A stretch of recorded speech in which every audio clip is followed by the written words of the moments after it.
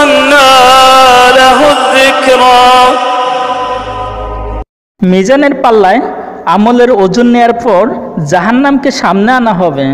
মুসলিম হাদিসে বর্ণিত আছে, জাহান্নামের থাকবে 70,000 শিকল, প্রতিটি শিকলকে টেনে হিঁচড়ে ধরে থাকবে 70,000 ফেরেশতা। কিন্তু জাহান্নাম সেদিন এতটা ক্ষুব্ধ থাকবে যে এই শত শত কোটি ফেরেশতা মিলেও তাকে সামলাতে হিমশিম খাবে। এরপর মানুষকে দলে দলে ভাগ করা হবে। যারা উম্মতে মুহাম্মদ সাল্লাল্লাহু আলাইহি ওয়াসাল্লাম তারা এক দলে থাকবে, যারা উম্মতে ঈসা আলাইহিস সালাম তারা এক দলে থাকবে। তেমনিভাবে যারা শিরক করেছে তারাও বিভিন্ন দলে বিভক্ত হবে।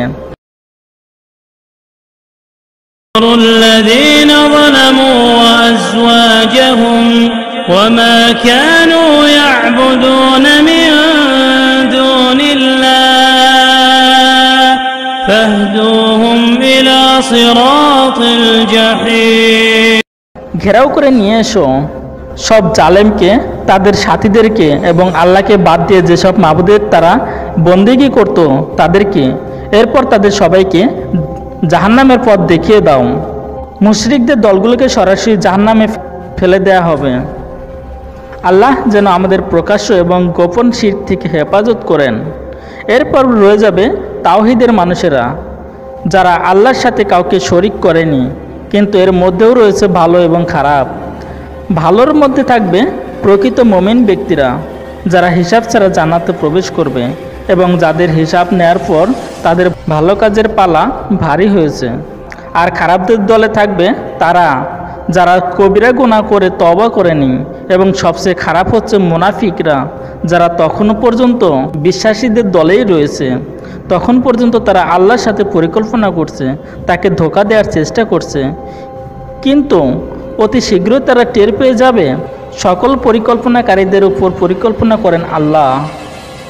মুশরিকদের জাহান্নামে ফেলে দেওয়ার পরে জাহান্নামের উপর দিয়ে বসানো হবে একটি সেতু, একটি ব্রিজ, যাকে বলা হয় সিরাত। এই সেই ফুল সিরাত যা পাড়ি দিতে হবে অবশিষ্ট প্রতিটি বান্দাকে। সিরাত হবে অত্যন্ত পিচ্ছিল, তলোয়ারের চেয়ে ধারালো এবং চুলের চেয়ে চিকন। এর চারিপাশে থাকবে অগণিত আকড়া, যা নির্দিষ্ট মানুষকে আঁকড়ে ধরবে। এই আঁকড়াগুলো হবে মানুষের বিভিন্ন পাপের সাথে সম্পৃক্ত। যার যেই পাপ তখনও ক্ষমা করা হয় নাই, সেই পাপ এসে তাকে আঁকড়ে ধরে জাহান্নামের দিকে টেনে নিয়ে যাবে। পৃথিবীতে যেমন দিনের পর রাত্রি আসে, কিয়ামতের দিবসেও ধীরে ধীরে অন্ধকার নেমে আসবে। সিরাতের দিকে যেতে যেতে চারিদিক ঘুটঘুটে অন্ধকার হয়ে যাবে। তখন বিশ্বাসীরা তাদের ভালো কাজ অনুযায়ী নিজেদের ভেতর আলো খুঁজে পাবে। কারো কারো আলো হবে পাহাড় সমান, কারো কারো আলো ছড়াবে একটি তালগাছের দূরত্ব পর্যন্ত। এভাবে করে একদল লোক থাকবে যাদের শুধু পায়ের আঙ্গুলে একটুখানি আলো থাকবে, যা একবার জ্বলে আর একবার নিভে যায়।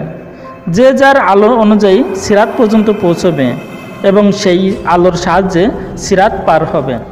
এখানে একটি বিষয় লক্ষ্য করে ভালো, যে ব্যক্তি পাহাড় সমান আলো ছড়াবে তার আলো কি তার সঙ্গীদের পথ দেখিয়ে দেওয়ার জন্যও যথেষ্ট নয়? তার মানে যে ব্যক্তি সেদিন একেবারে অল্প আলো পাবে এবং অত্যন্ত কষ্ট করে সিরাত পর্যন্ত পৌঁছবে, সে দুনিয়াতে এমন কারো সঙ্গী হয়নি, এমন কারোর সাথে বন্ধুত্ব করেনি যে কঠিন সেই দিনে চারপাশে একটু আলো ছড়াবে। তাই আমাদের দিনে ভালো মানুষের সাথে বন্ধুত্ব স্থাপন করার ব্যাপারে বিশেষ জোর দেওয়া হয়েছে। প্রতিটি মানুষ তার আলো অনুযায়ী সিরাতের দিকে আগাচ্ছে, কিন্তু একদল মানুষ দেখলো তাদের তো কোনো আলোই নেই, তাদের চারপাশে ঘন অন্ধকার। ওই দূরে তারা দেখতে পায় কিছু মানুষ তাদের নিজের আলো নিয়ে ছুটে চলছে সিরাতের পানে, কিন্তু এত অন্ধকার পাড়ি দিয়ে তাদের পক্ষে ওই মুমিনদের পিছু নেওয়া সম্ভব হয় না।